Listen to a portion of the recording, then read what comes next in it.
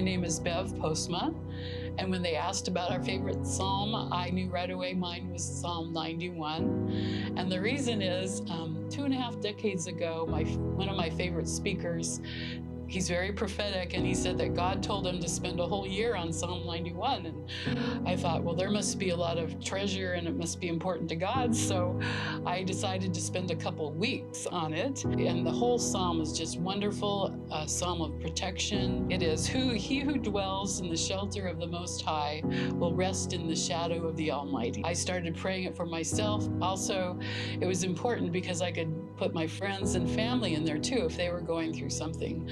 But the most important thing is that I learned how to meditate. And so I just decided if he could spend a year, I could spend a couple of weeks.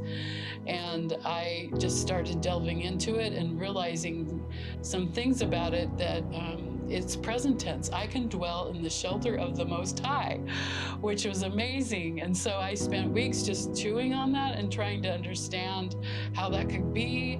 And I concluded that it's not in my body, but it's in my spirit, that I could actually be in his dwelling place in spirit. And the way I get there is through faith.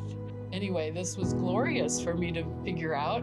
There's other scriptures that talk about it as well, like in Ephesians. We are seated with him in heavenly places. And the rest of it is, I will rest in the shadow of the Almighty, and just to learn what it really means to rest in his shadow. I mean, it's so wonderful.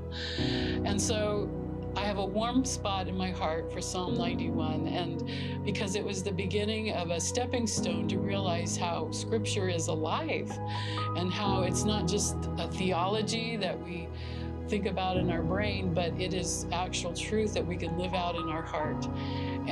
But this takes time, and that's why I need to meditate on it to get it into my heart.